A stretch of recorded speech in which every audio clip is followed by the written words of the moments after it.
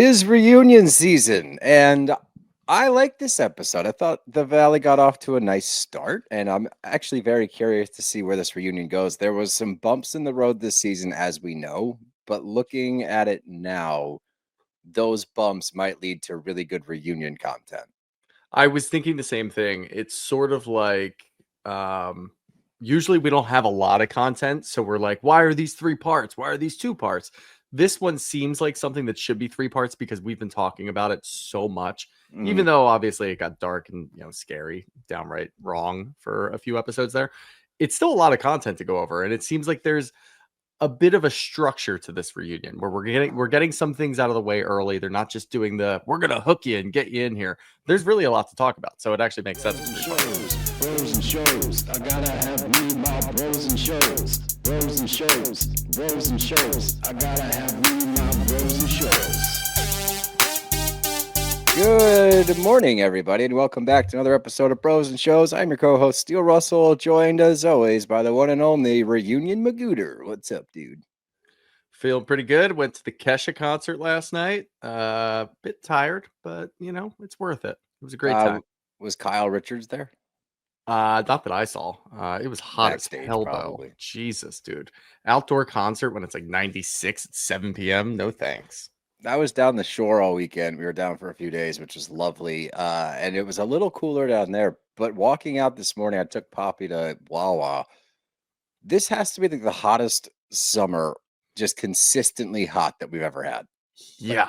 It's outrageous. We haven't had that little break where it's like, oh, we get like 3 days of like 70s or like low 80s. It's just 95. We got daily. one day of like 85, and it felt like it was 60 degrees out. Yeah. That's how bad it's been.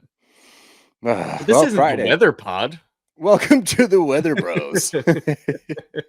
We're actually launching a new app. It's just us giving the weather. No, we're here to talk about the Valley. I thought you were going to go. I'll keep going. We're going. What did you think I was going to say? I thought you were going to say like, yeah, more about the weather. Hell yeah. Yeah, but before we get to that, there's a new low pressure system moving in. No. This was a good reunion episode. And like you said, there's a lot of content from this season, like a ton. I don't even know if we're going to be able to cover all of it. So I hope that what they do is lock on to the big things. I think that's the route they're taking because of the little shit we chiseled away at the beginning, just so we can focus on some of the main issues. Obviously, Jax and Brittany, Jesse and Michelle, Danny, Janet, and Jason, that whole thing.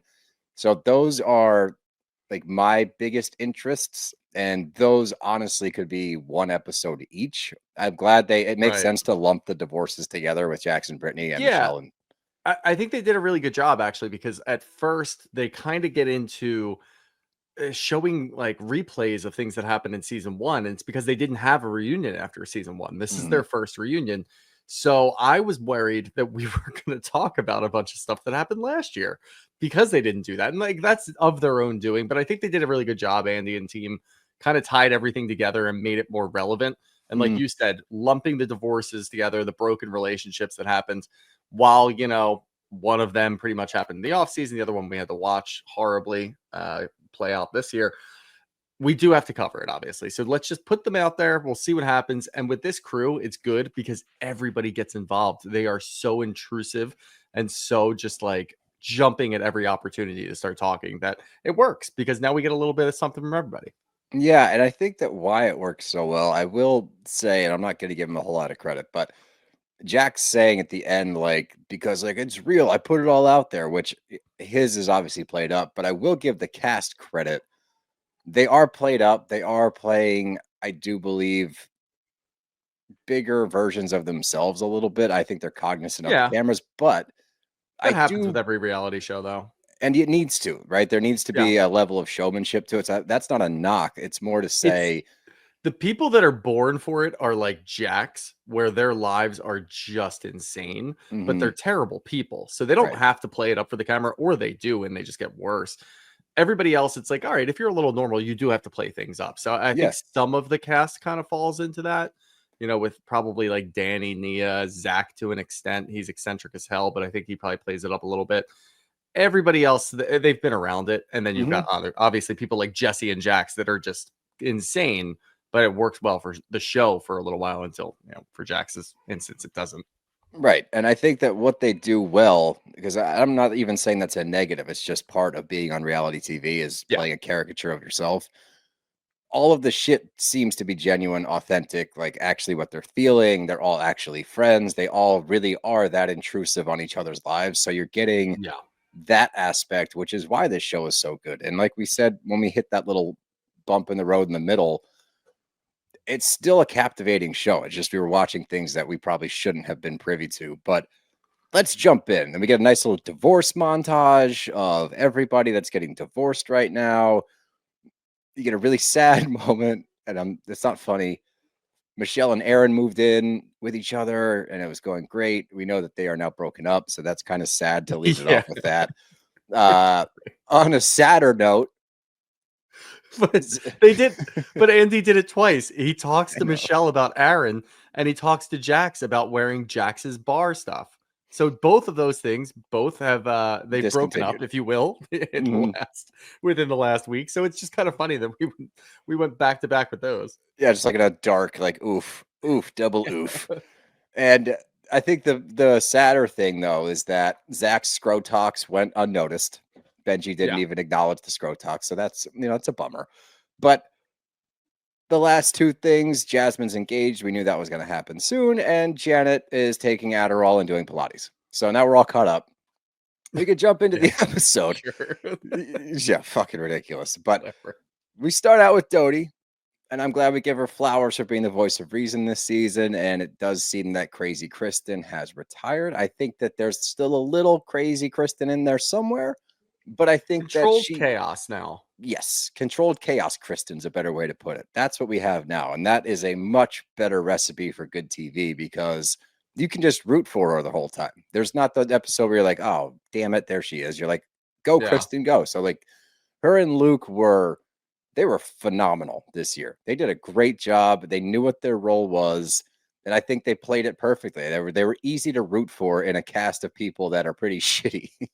They're incredibly shitty, and obviously, timing works out really well for everything that they were going through for filming all of it, through the fertility journey, and then her kind of getting closer to Nia because Nia's been through it, while also getting into it with Janet, and then obviously all the things happening with Jax and Brittany.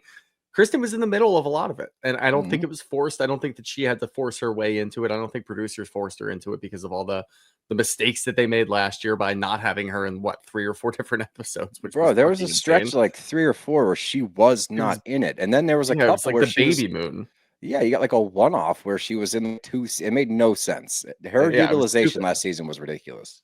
It was a real return to form, and I thought that it was really well done. And like you said, I think that her and Luke both had such a great season, with Luke really coming into his own, being more comfortable sharing a lot of things, watching their relationship. You don't really have any questions. Like some of the people, like obviously we've got the protected couple over here with Danny and Nia because everybody's protecting them apparently. Yeah, well, and then obviously everybody else is just a shit show. So you have questions about all the relationships. I don't have a question about this relationship. It seems genuine. It seems so nice and authentic. And we're just so happy to see Kristen finally get to this point. I don't really think we spent enough time congratulating Kristen on getting pregnant, though. We talked about it for like we glossed 30 over. seconds, maybe. This is a big deal. I think we talked more about Nia with 4 under 4 than we did about Kristen finally getting pregnant. Like, walk us through your journey. Take us from start to finish. We saw the fertility journey. Maybe they will get into it a little bit later. But I thought that, like, as far as how this all played out, we're watching a show in which she's breaking down because she's not getting pregnant. And we get to the reunion and she's full-blown pregnant 33 weeks into it. Let's talk about it for a few minutes. Why? Why are we not talking about it? Congrats. Let's move on. I don't know. I agree. It was weird. Like, it was such a major storyline that we were all watching. And even though we all knew that she was pregnant and that she gave birth recently, you're still, for some reason, watching it like, oh, come on, like, you can do this. And they did. And then we spent, like, Nia got more time on 4 under 4 than we did for Doute and her journey to get Maybe there. Andy still doesn't like Kristen. I mean, we've seen that for year after year with Vanderpump, that he doesn't really like. Well, it's because LVP doesn't really like Kristen. That's what maybe Andy still doesn't like her. I don't think so. Like, she seems to have just kind of rewritten what her role is in the Bravoverse, which is very difficult to do. So again, congrats to her, congrats to Luke, congrats on the baby, all that good stuff. And we start talking about Jax and Brittany's divorce. I was like, whoa, we're jumping into this immediately, but it's just we're touching on things in the beginning. We're touching on things at the beginning. I actually wanted to get into it immediately. Get this out of the way. This is going to be one of the. It's going to take a while, obviously, and I think the way they're going to do it is probably piece by piece. I think you probably got the same sense that they're going to just kind of touch on it now, touch on it a little bit later in this episode, and then really go full bore, probably episode 2, and then they're going to do the bullshit like, where do you guys see yourself in 5 years? Are you going to be good co-parents? Like, no. Did you not hear the first and second episode, or rather the first 4 hours of this reunion that you guys were filming?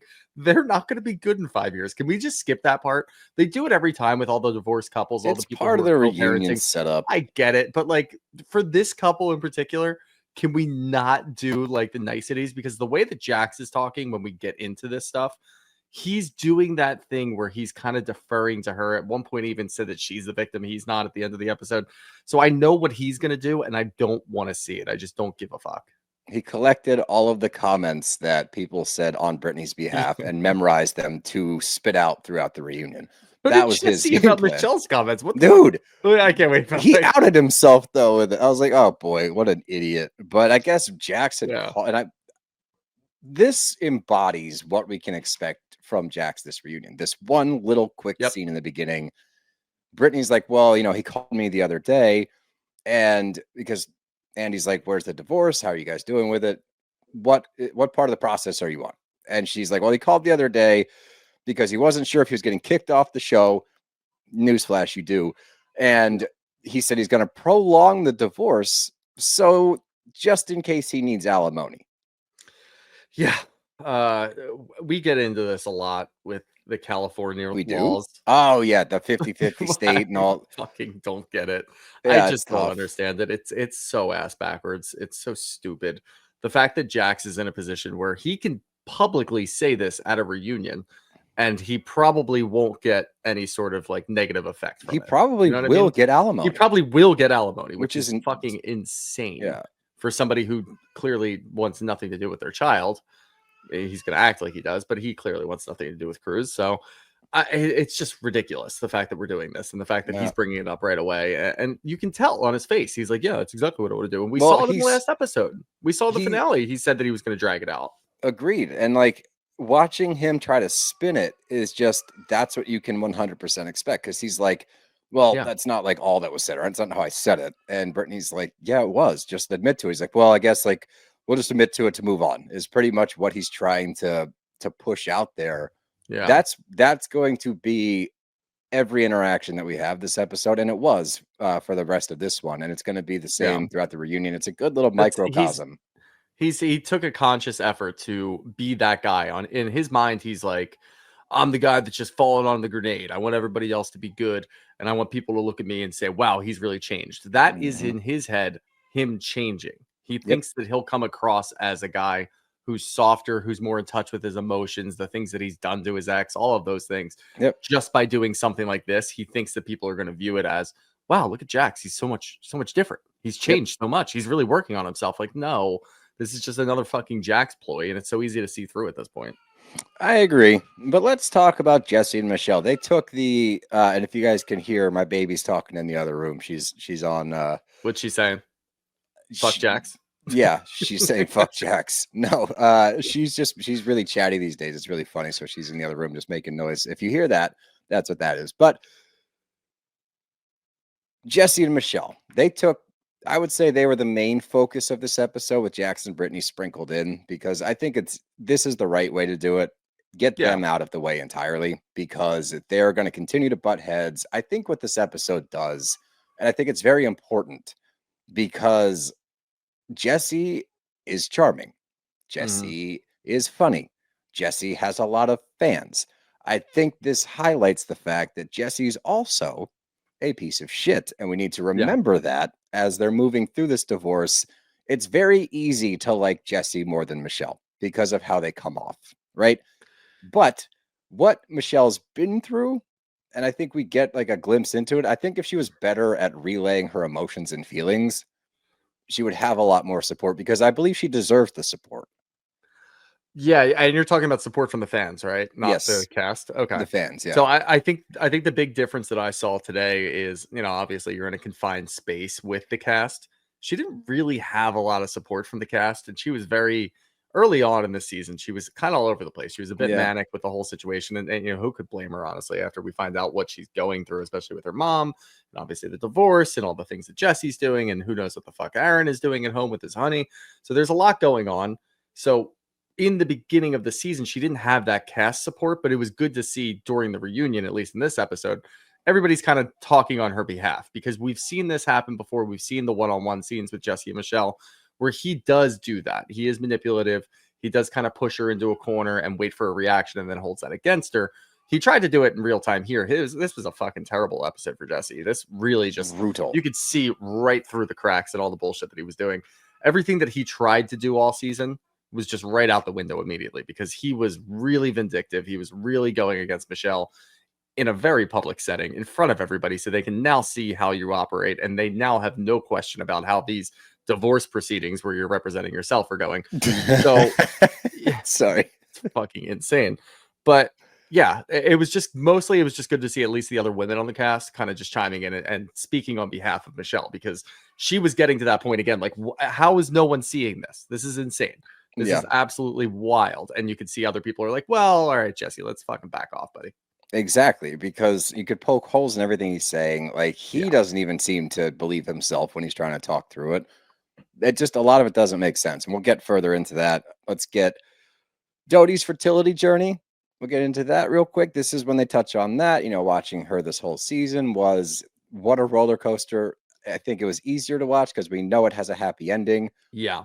But I probably speak for many of us as we were watching it. It's like you forget that she gets pregnant and like eventually has a baby. So you're like, oh man, wait, no, it's good. It's going to be good. The golden egg comes through. I think, yeah, you're right. It's going to be good. But those scenes were still sad. You know They were what I mean? Like, so you still had sad. to go through that. Like, yes, at the end of the road, it's very joyous and very beautiful. But watching her have to go through all of that is still sad. So I feel you. Yeah, 100%. But it was, nice to hear her wrap up the journey. They started doing more hormones, and then IUI eventually led to helping them conceive. They've had a beautiful baby girl. Everything's happy. Even Janet, thank God she said this. I was actually concerned because she's made comments throughout the season of like, oh, we shouldn't let her procreate and things like that. Even Janet says that she's going to be a great mom. I'm like, okay, great. And Yeah, Doute they started apologized off to on a her. good. They finally got to a good place, I guess. I mean, guess it's going to fall I think apart. it's fine. It's going to fall apart by the end, but I always love reunion setups like that, where the two who are butting heads the most end up apologizing to each other, and it seems heartfelt and it seems nice and coming from a good place. But it's going to fall apart in some way, shape, or form towards the end of the reunion. Yeah, without a doubt. And then we get to Danny and Nia, 4 under 4. It's been a good pregnancy, and obviously she's been very open about her battle with postpartum depression after their twins, and it was very, very strong of her to share that whole journey, as we've talked about in the past. But she's hopeful that it won't happen this time around because the twins, I think, added a big factor to that whole thing. But Mm-hmm. the big thing you take from this, as we've always talked about, Danny's super supportive. Nia loves Danny. Danny loves Nia. They're such a normal couple. And if this reunion goes where I think it's going to go, it's just going to reiterate the point. They need to get the fuck off of this show for their own well-being. Because I have a feeling it's going to take that turn when Janet and Jason get to step up to the plate. I'm hoping that 18-minute commute that Danny was talking about from Santa Clarita turns closer to like an hour and a half, and they realize, oh, this is such a far drive to the valley. We can't do this anymore. Or the camera people, like the producers, won't want to go out to their house that often. And it just kind of puts them in a place of, you guys kind of want to move on, maybe go on to like an HGTV. You can call it, I guess it would be 4 under 5 at that point, if you want to go ahead and do that next year. Is that how that works? I don't know. No, they're going to have another one then. 4 under 5 doesn't flow. 5 under 5 flows. 5 under 5. Yeah, they're going to have another one. They have 5 bedrooms, so why not throw another baby into the mix? Who knows? Well, no, because they need 6 bedrooms. Not that you can't put kids in the same room. I'm just saying, if your logic, they sleep in one room, each kid gets their own bedroom. I meant they can sleep in the same room together. No, I know, but I just clarifying.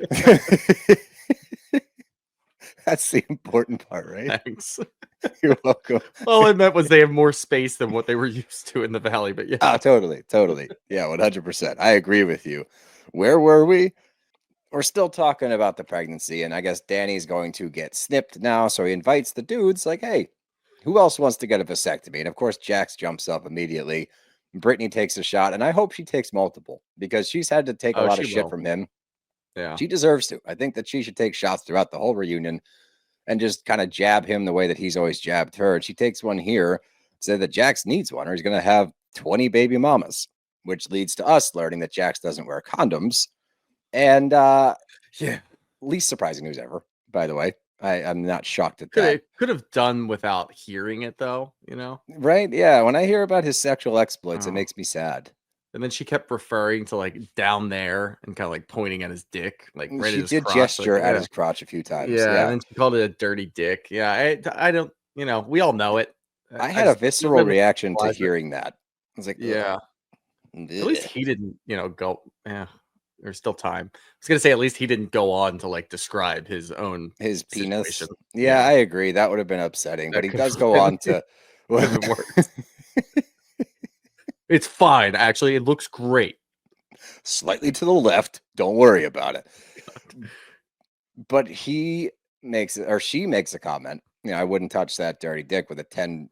I think she said 10-inch pole. She said 10-inch pole, which yeah, you know, maybe that's pretty telling. Maybe she, she's close. Yeah.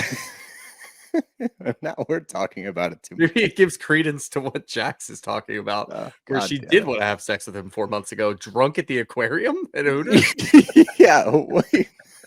That story got wild so fast. I was like, wait, what? Yeah, it's always said 4 months ago at the aquarium. And then she doesn't deny it. She says, I doubt that. And he says, well, you were drunk. It's like, what's going on? What were you guys up to? Like, where were you guys drunk at? Hooters. Oh, okay. Yeah, okay, sure. That actually checks out for Brittany's been talking about date night for fucking 15 years now. That is their date night. They go to the aquarium and they go to Hooters. She? I think she yes, worked she at did. one. Yeah, I think she did. Yeah. Yeah. No, Sheena didn't. I now for whatever reason I'm picturing Sheena in like a Hooters. I think it was a Halloween costume, maybe. But where the fuck was I going? Do you know where my mind went to? Hard left. What? What the fuck's going on? Trying to avoid my I was brain picturing Sheena in a Hooters shirt. Wait, what? No. My mind immediately went to Big Daddy. Yeah, same, 100%. Yeah, so I was trying to avoid that. I was trying to steer clear of that. Old saggy balls. Get her Scrotox. Yeah, maybe he had Scrotox. Oh, that does. Yeah, they sag. Apparently, I don't know. That doesn't make any sense to me. But Jack, he tries to go back at Brittany, and he's like, no, he said 4 months ago, and you're hooking up with that guy that bangs porn stars. It's like, dude.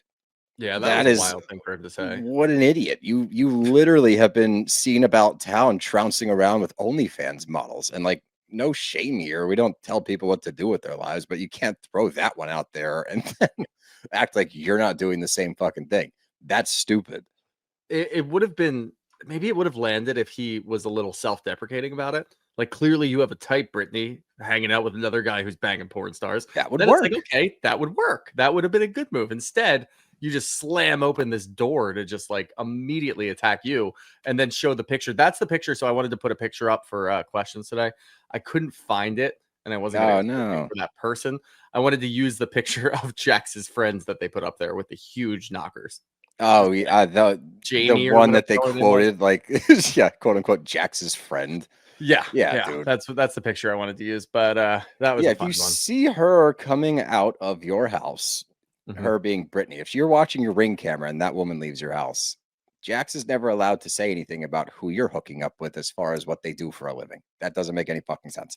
But that's Jax Taylor in a nutshell. Anyway, we check in with the Doute and Nia friendship. We watched that sort of blossom this season. We've watched Nia somewhat, I don't want to say mentor, but she helped guide Doute through this whole pregnancy journey, the threat of infertility.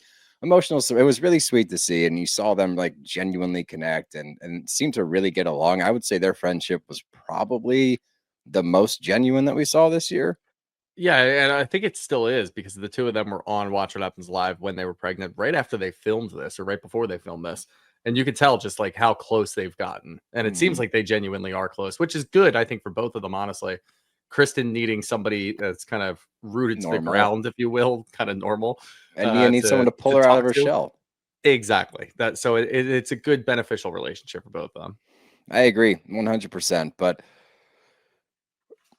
a big storyline for her this season was her body image and wanting to feel comfortable in her own skin. We saw her go to that skeezy plastic surgeon that said that her boobs were they're extreme. This is extreme. We saw the slicked back hair. That was slicked back. That wasn't pushed back. Yeah, that very was important slick back. distinction. We can agree on that. Huge. Yeah, that guy's still a piece of shit. I did weirdly have a different thought about that guy though when they were showing the scene. Maybe if you are going into a situation like that where you want like a consultation, you do want somebody to be truthful and blunt and honest and not beat around the bush. So maybe he's doing a good job. And so like that's where I get conflicted because I do feel like he was very abrasive with it. Like, oh, there's okay, there's all right, and then there's extreme.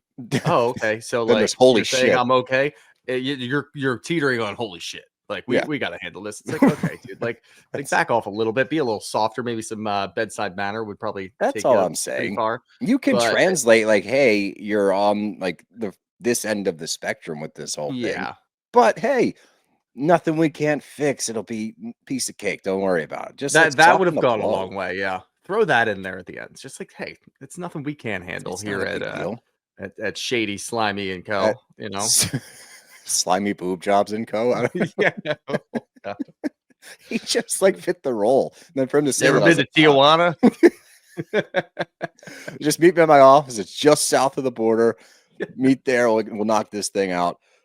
But yeah, it was nice to see him again, I suppose. But back to the main point, watching her go through this journey, it was good to see Danny as supportive as he was. Obviously, there's a few times where he's like, yeah, you look great, hon, missing the point. But he did a nice job, as he always does, giving her support. And those two are, I'll say it one last time, they'll stop saying it. They need to run very fast away from this group so that they can preserve their actual I am marriage. not excited for getting to that portion of the reunion. No, I'm not either.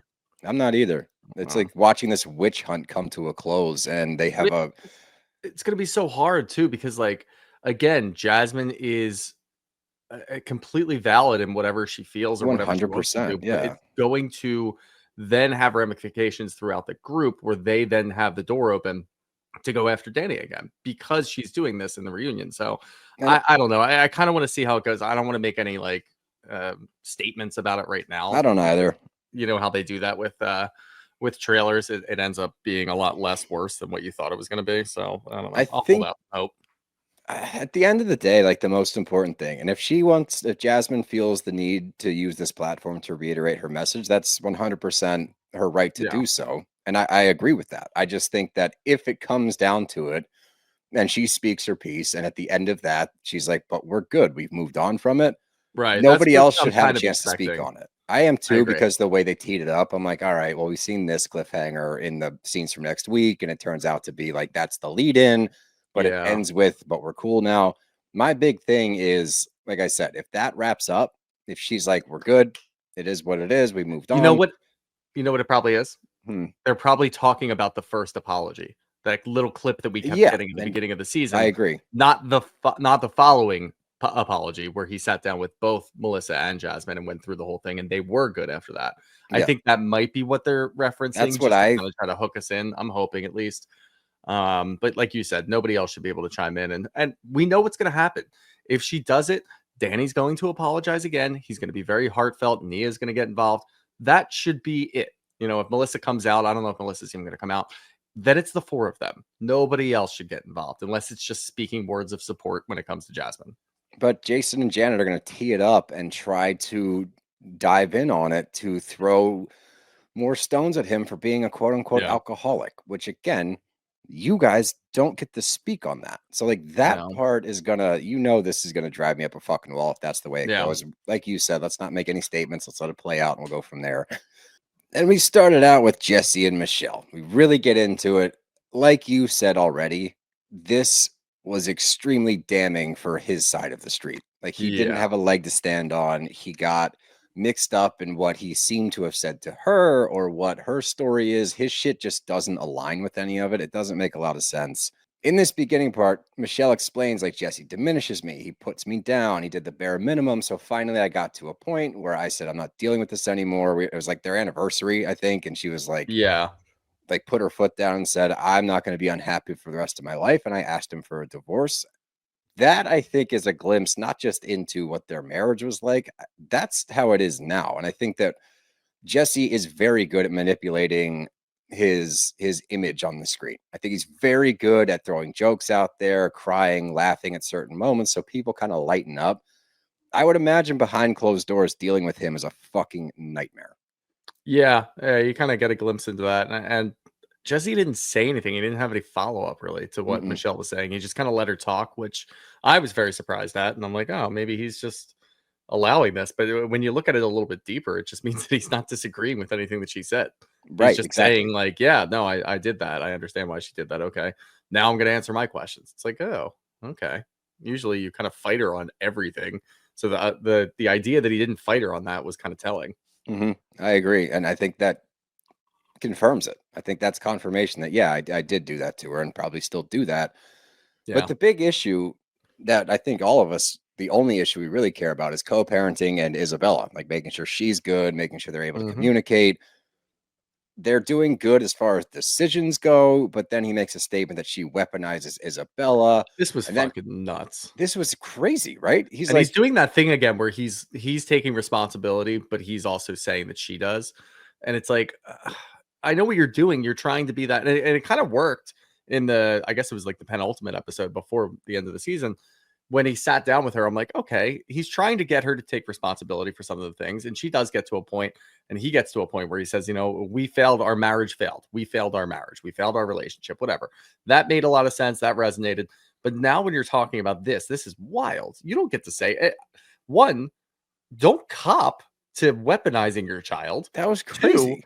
Two, don't tell your ex-wife that she's also weaponizing the child, because now you're just saying you both do it and it's okay. Like, that's crazy to me. Exactly. It was like this compromise that, well, she does it too. It's like neither of you should do it. And the example you use is horrible, because the example that you're using, you tried to keep her from seeing her dying grandmother because you wanted to hammer out some details before that happened.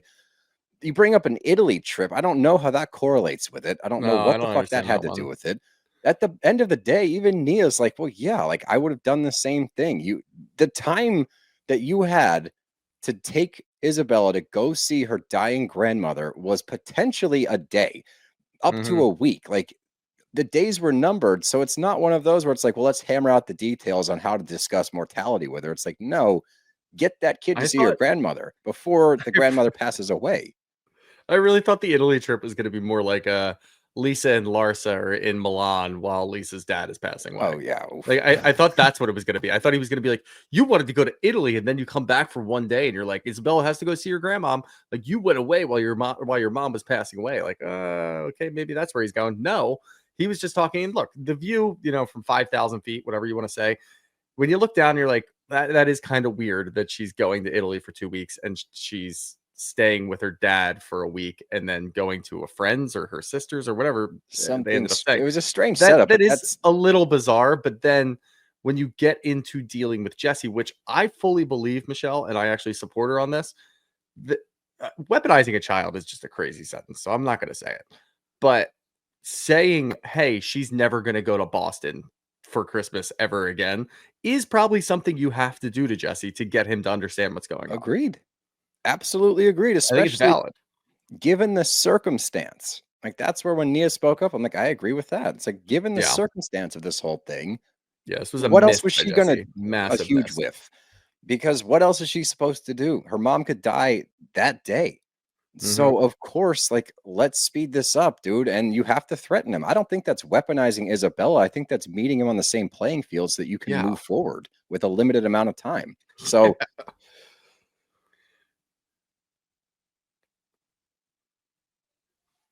I don't know. It was pretty nuts to watch. And it only goes south from there because, like, they get into the divorce proceedings a little bit, and him trying to take credit for everything too, like the minutia of it all when he's talking about Yeah. like, I hired a behavioral therapist. It's like, you guys hired a behavioral therapist. She agreed to go see it. Maybe you were the one that brought it up, but like, he's You're trying the to one come that out of this.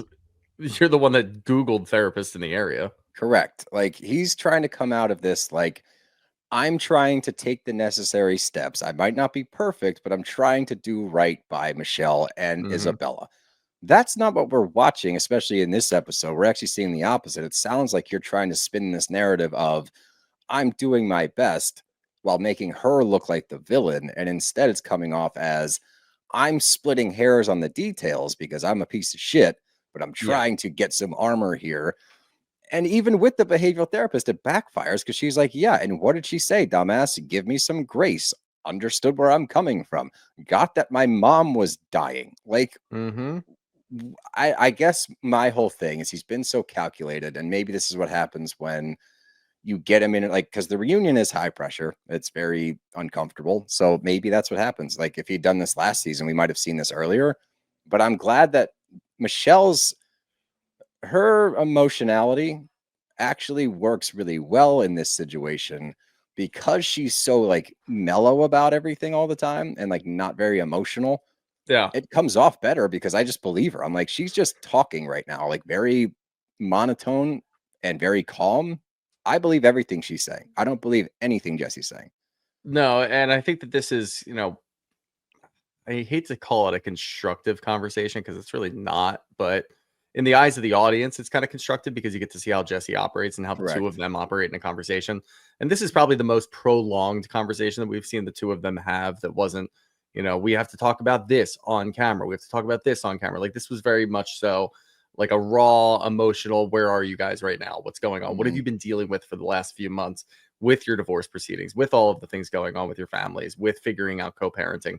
It was very much, just kind of what it was. And this is in that setting, I feel like very important because, like you said, in the past, when we look at Michelle's behavior or the way that she kind of reacts to things, she is kind of cold and calculated and emotionless. And that can kind of work against you in certain situations, especially when Jesse's spinning the narrative that you are like that. And he's You very kind of don't charismatic have and charming. we don't have a lot to go off of. So we're like, yeah, I can see how that goes.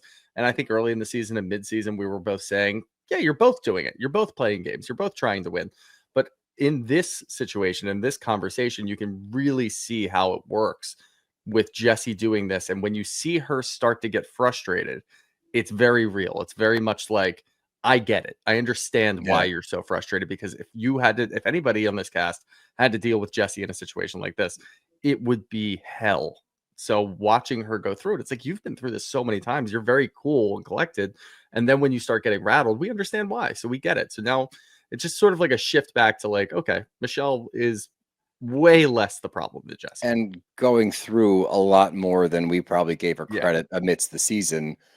And like you said, I think that's what this highlighted so well was like, oh, right. Like, of course she was acting out a certain Yeah. way after he pressed her because she's been doing this daily, probably Yeah. trying to just move the fuck on. And he's Yeah. holding it all back. But we When we were find out bamboozled too, just like everybody else was, just like what Michelle was saying. Jesse's very I charismatic, was very not. charming. I You were. What are you talking about? will not sit here and be Absolutely gaslit bamboozled. by the ex-president of the Jesse fan club. I will not Whoa, whoa, tolerate this. who said X? He's got some work to do. He'll be all right.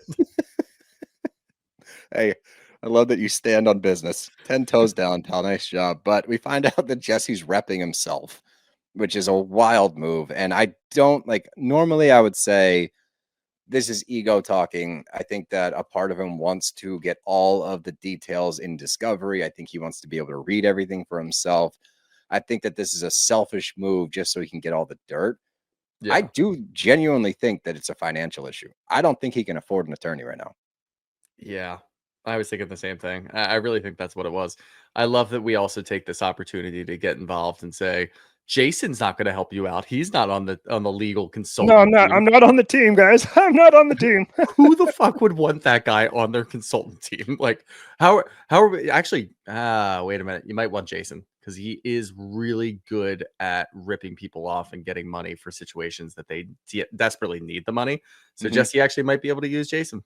I think that's you should. a good point. That's a You very can get good a lot point. of. You can get alimony out of Michelle. Yeah, it's the equivalent to workman's comp. Yeah, Yeah, I guess so. get him on the team. Give Yeah. him something to do. I don't want to see that at all. We'd have to watch that all next season. Yeah. But it makes sense, like you just said, because the whole thing that Jesse's going after is seemingly money. I want to get paid back for the wedding. That's a ludicrous statement. Crazy. What a wild statement to make. Like, I paid for the whole thing. We talked about splitting it. I don't believe that at all. If we could go back and be like a fly on the wall, I imagine the conversation went something like this because their wedding was for 50 people and cost $150,000. Yeah. I imagine it went something like, money's not an issue. I want to do this up. I want it to be grand. You deserve this day. I'll pay for it. I've got the money. While we're at it, throw 5,000 tulip petals in there. He was definitely flexing about this wedding. He was definitely trying to bump out his chest and be like, I got it, babe. Don't worry about it. And now he's broke. And he's like, well, you did say you're going to pay for half. She probably offered one time, like, please let me help. And you probably went, no, I've got this. Don't worry about it. It's going to be the best day ever. That's what I imagine happened. So now you're trying to represent yourself and get $75,000 out of her for your wedding. What? Dude, again, the way that California works, who the fuck knows? He might actually win that one. That's the one I would not don't be know. surprised.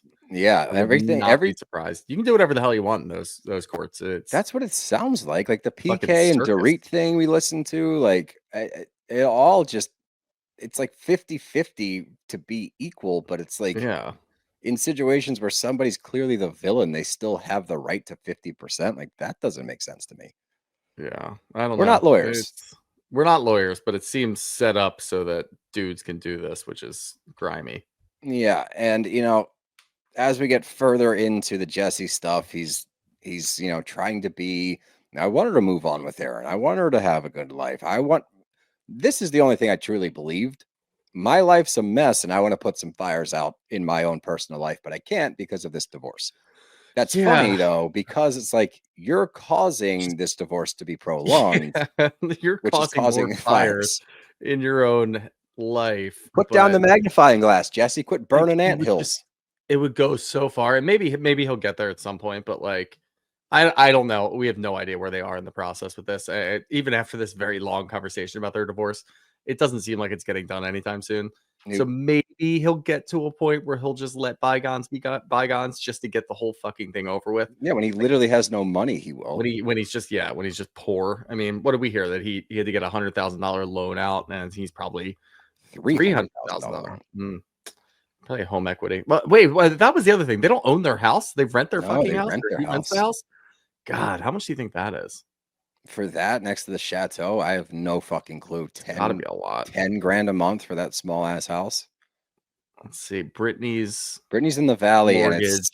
And it's 17,000 after that. I think it was originally Jax owes $1.3 million in taxes. Yeah, I think it was originally 8,000 to 9,000, and then with the added. So I'm gonna say it's at least 15K a month, probably. You think? So I mean, I wouldn't be shocked. I wouldn't be shocked at all. Location, especially out in Cali, right? So, I mean, a lot of his financial woes seem to be, or all of them are self-inflicted. Yeah, it's image. I need to look a certain way, act a certain way. I need to buy tulips for my friends. I don't know. It's hard to have any sympathy when it seems like he's just walking around with gasoline and lighting fires everywhere he goes. But I'm surprised he doesn't have new teeth, like get veneers. You know what I mean? Maybe that's where he draws the line. Seems like a veneer guy. He does. That's where he draws the line. That's where he draws the line. No, it's ridiculous. Get some big chompers. I think that would fix everything. We've seen it work in other shows. Just get big teeth. Be great. I don't know. We probably should have planned for this, but there's a lot to talk about, and we've been going for a long time already. We're going to do a 2-parter, everybody, so stay tuned. It's already up, so you can go and listen to the second part right now, but we're doing a 2-parter, so let's not waste any time. We'll do questions in the next one, too. You got anything else? Nope. That's our show. Bros gotta go.